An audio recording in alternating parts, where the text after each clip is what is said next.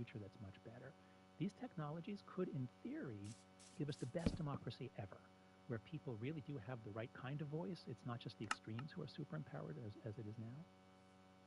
So, we're at a point in space and time, let's say right now, and I can imagine a future that's really fantastic. But how do we get there? And are we able to get there? Is there a path, or is it like there's no path from A to B? So I don't know, but I think we sure as hell have to try. And the first thing we have to do is not be resigned and just say, oh well, the world's going to hell. What are you going to do about it? It's too big. So let's start. I have a proposal. Let's start with the one area that we can all agree on, which is our kids. It's the most amazing thing. In Congress, you can't, any issue, if the right likes it, the left won't, and vice versa, except for this one. This is the only thing in Washington that's really bipartisan. The senators and congressmen have kids; they see it. So let's test the proposition that all is lost and we're helpless. Let's test that proposition, and let's test it in the place where we're most likely to succeed, which is rolling back the phone-based childhood and replacing it with a more play-based childhood. Oh, so actually, I said there are 4 norms. We talked about 3. So if you don't mind, I'll put in the 4th norm now. Yeah. So the first 3 are about phones. No smartphone before high school, no social media till 16, phone-free schools. Okay, but if you take away the phones and you don't give kids back each other and playtime and independence, what are they going to do? You're going to keep them at home all day long without screens? So the 4th norm is more independence, free play, and responsibility in the real world. And this is a thing that you and I talked about last time. I think we actually had a small disagreement, where, I'm a big fan of Lenore Skenazy, the woman who wrote Free Range Kids. She and I co-founded an organization called Let Grow. Parents, please go to letgrow.org. All kinds of ideas for how to help your kid have more independence, which makes them more mature, it makes them more less fragile. So this 4th norm, this is the harder one. This is the one that we have to really overcome our fears of letting our kids out. And so actually, so let me ask you, I think our disagreement last time was, I talked about this and I said letting kids go for sleepovers and spend more time with other kids and unsupervised. And then I think you said no, I'm not letting my kid go to sleepovers because I don't trust the other families. Does that sound familiar to you? I don't believe that's what I said. I think our concern was with people wandering around, with kids being free to walk home in cities. Yes, you had that also. We did talk about sleepovers. My we kids also have sleepovers. Okay. They've always had sleepovers. If you know the parents and you trust the parents, it's a great way to give the kids independence and have them interact with other people. Yes. Yeah. So tell me what was your policy with your kids, with your younger, with all 3, on when you let them out, like they could go out the door, get on a bicycle, walk 7 blocks to a friend's house without any adult with them? Do you remember what age or grade? No, I don't. I mean, it's fine if you live in a good neighborhood. The problem is if childhood predators are real. Not really, not anymore. What I mean is... What do you mean? Well, when you and I were growing up, there were childhood predators out there in the physical world approaching children. And I think you said you told a story about one who approached you when you were doing magic tricks. So there were child predators out there. That's true. They're all on Instagram now. Yeah. The kids aren't out. And Instagram, and especially Instagram, makes it super easy for them to get in touch with children. Yeah. So so this is my point. I can summarize the whole book with a single sentence. We have overprotected our kids in the real world and underprotected them online. I would agree to that. So that, yes, child predators are terrible, but guess what? We actually locked up most of them. When you and I were growing up, they weren't all locked up. They were just eccentrics who were exposing themselves. Remember flashers? That doesn't happen anymore, because if you do that now, you're going to jail for a long, long time. So we actually locked up most of the predators, and they know, don't approach kids on a playground, approach them on social media. I don't know if we are doing that. And there's this new push. Once you're identified as a sex offender, you'll never, you are gone for a long time. And then there's sex offender. No, we've really done a lot since the 90s to to make the real world safer. But there is push against that. You're aware of this term, minor attracted persons, that's being pushed? It's such a bizarre term that I got to imagine is only being done by people who don't have children. And they're pushing this thing that it's an identity and that it's not the fault of the person who has this issue. Yeah. That's right. What's the root of that? Have you investigated that? Yes, not that specific issue, but I can, so look, I study moral psychology. That's my academic discipline. And I study the roots of it evolutionarily, historically, and child development. What is our moral sense? And there are different moralities, and in some ways that's good. And, left and right push against each other. So I'm very open to different moralities. But when a group makes something sacred, and they say this is the most important thing, and nothing else matters other than this, then they can kind of go insane, and they kind of lose touch with reality. And I think, again, I don't know the history of this particular movement, that horrible term, but there is a certain kind of morality which is all about, oppression and victimhood. And once someone, I guess somewhere said, men who are attracted to boys or, girls are being, are victims of, I don't know what. Some in some of weird morality, someone put that forward as a new victim class. Because, we've been trying to address victimhood all over the place. Once someone puts that up as a new victim class, and you have to change the terms. This is very overwhelming. You change the terms, and then some others who share this morality, which is focused on not making anyone feel marginalized, looked at. I think people who approach children for sexual goals, I'm very happy to have them slandered and labeled and separated. But I suspect that some people, once they lock this in as a group being marginalized, they say, well, we'll defend them. And we don't think about it. That's what we're actually saying. It seems purely an academic. It seems that this is something that, with people that only exist sort of an academic space, it's almost like an intellectual exercise in understanding that it's not, you can't apply it in the real world. It's too fucked up that the consequences of it are horrific. Normalizing, victimizing Going further with this particular topic, I want to point out one of the problems that our social media world has given us, which is somewhere in all of the academy, in all the universities, some philosopher, let's say, proposed that term or raised an idea. So this has been going on for thousands of years. Someone in a conversation proposes a provocative idea. What if we think about this as minor attracted person? They put that idea out, and then other people say, no, that's really stupid, and it doesn't catch on. It's going to catch on, even in the academy. So, but I think where we are now is, I'm guessing, someone proposed this, somebody else got wind of it, posted it online, and now you're going to have a whole media system of crazy just taking the idea. You look up minor attracted person. Is this just like a thing that was from one academic talk, or is this an actual movement? Well, I've seen politicians discuss it. No way. Yes. Wait. As like decriminalizing or destigmatizing. Destigmatizing. Oh, yeah. There was a recent politician that went viral for this discussion. Oh, no. All right, then maybe I'm wrong. More than one. There was Okay. 2 specific women that were doing that, and I didn't investigate whether these women had families or what it was, but this push to try to alleviate bullying or alleviate shame or alleviate the stigma that's attached to what they're calling an identity. Yeah, that's right. So actually, that brings us to the issue of identitarianism, which I think is a useful term for us these days. So I think a lot of what's happened on campus is the move to focus on identity as the primary analytical lens in a number of disciplines, not in most disciplines, but in a lot of humanities, the studies departments. So putting identity first and then ranking identities and saying some identities are good, some are bad. This really activates our intellectualism. And I think that the liberal tradition, going back hundreds of years, is really an attempt to push back against that, to create an environment in which we can all get along. And so, inside the academy, we've always been interested in identity. It's an important topic. There's a lot of research on it going back many decades.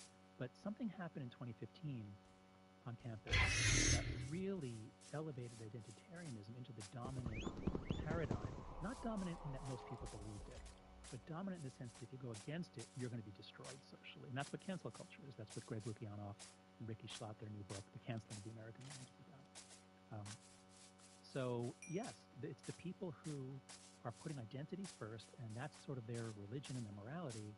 You know, I mean, they're welcome to live in the United States, but when they get influenced in universities or in school boards, yeah, bad stuff will happen. It's just bizarre the effect that it does have when people push back against identity politics.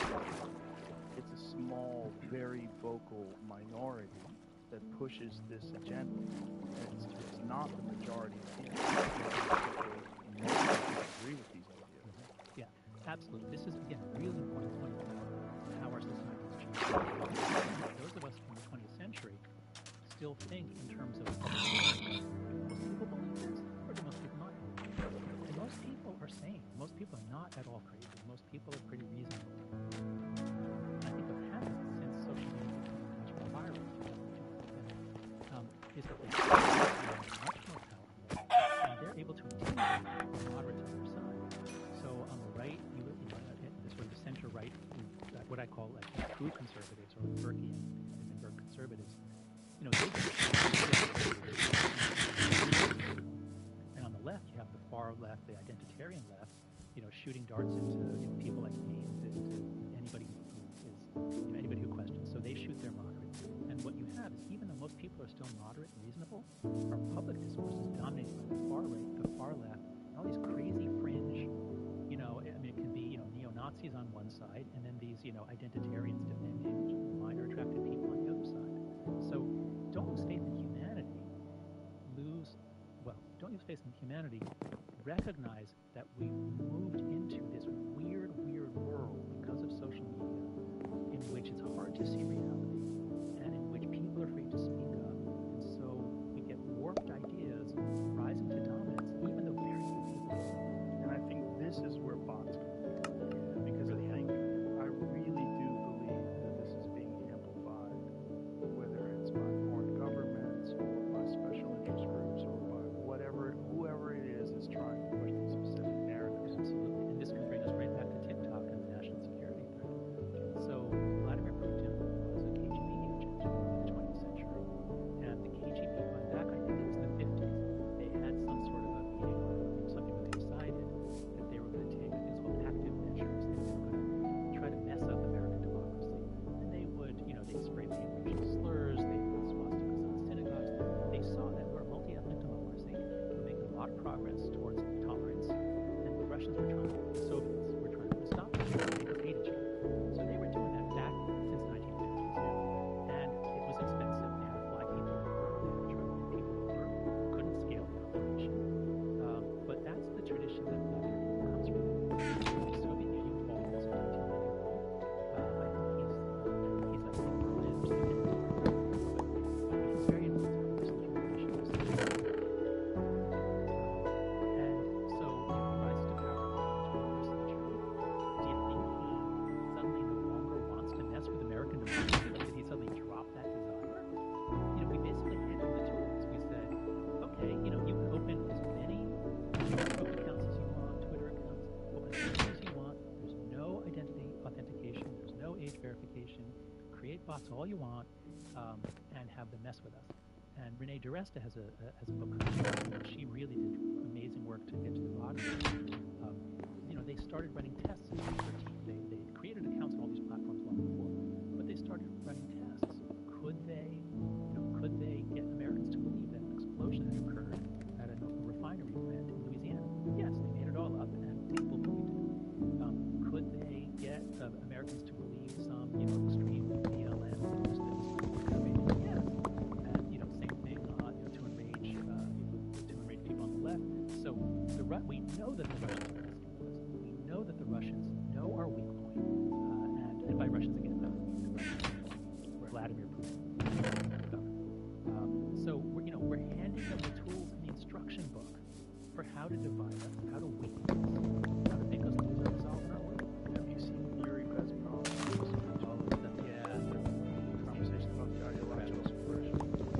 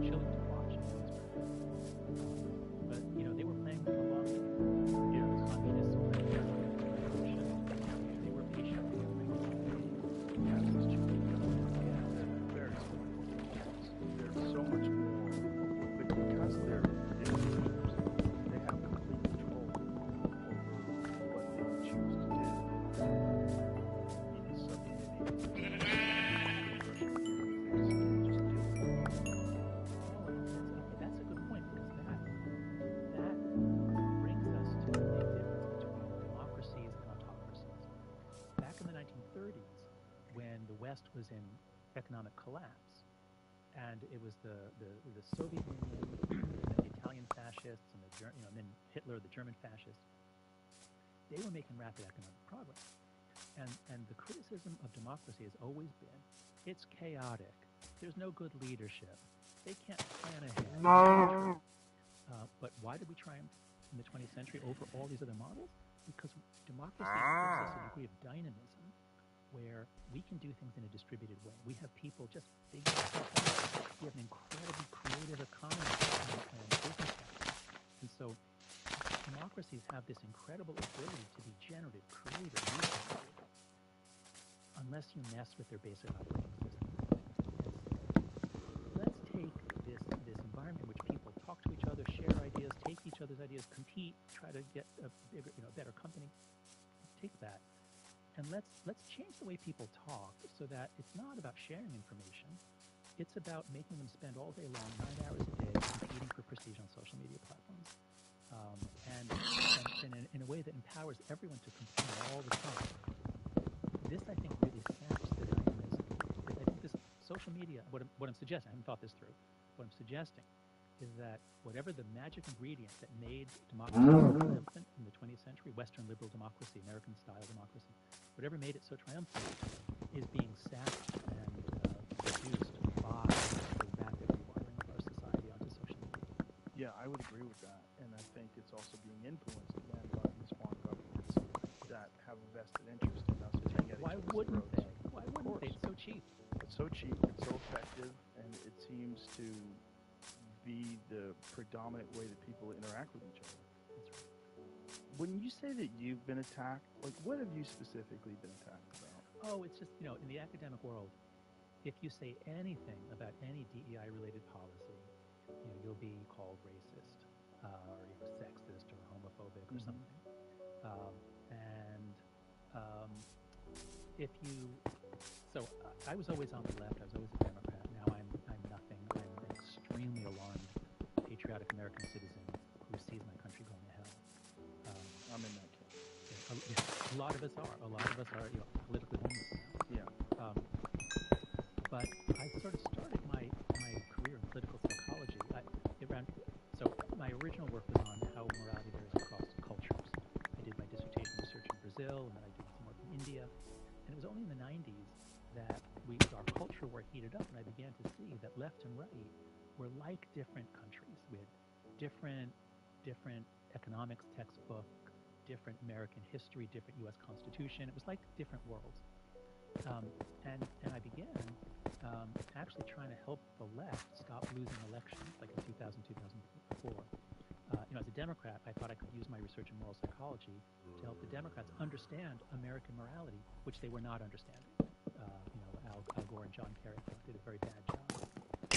So I've all along been sort of critical of the left, originally from within the left, and that's a pretty good way to get a bunch of darts shot at you. Nothing terrible ever really happened. I don't want to. Lots of people have been truly canceled, shamed, lost their jobs, considered suicide. So nothing like that has ever happened. But when there's some minor thing on, so people take a line out of one of your talks, they put it up online with a commentary about what an awful person you are.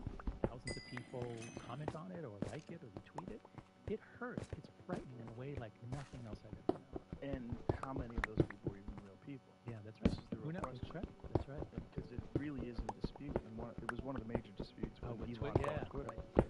I mean, one of the things that's come out of Elon buying Twitter, and thank you, as much as people want to talk about the negative aspects, which are real, which I've seen racism and hate go up on Twitter. I've seen it be openly discussed, which is very disturbing. But what we did find out is that the government was involved in this, and that the federal government was interfering with people's ability to use these platforms for free speech. You mean because of COVID? Yes, that's right. Yes.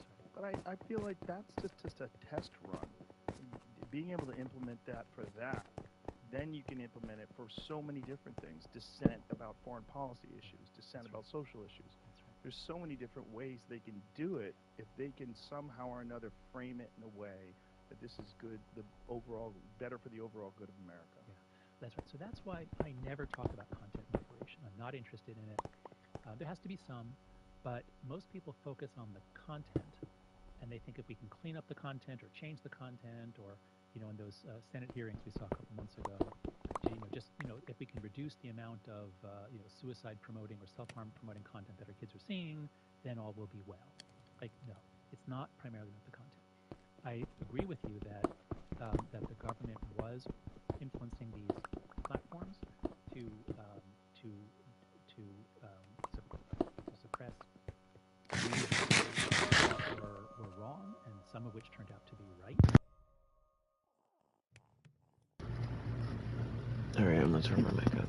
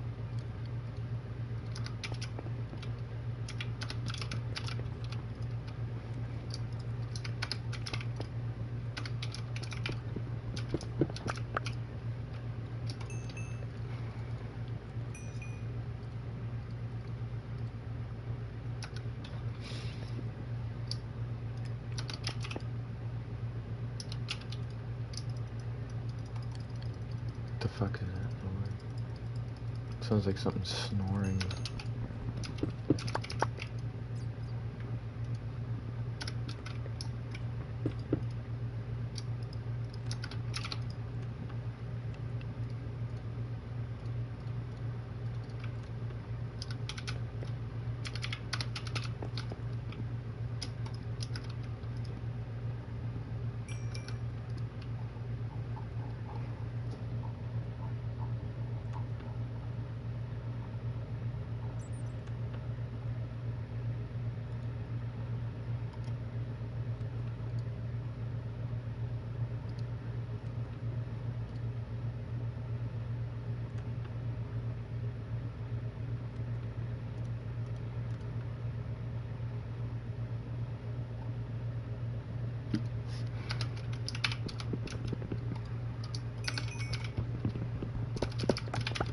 Just easier to break that.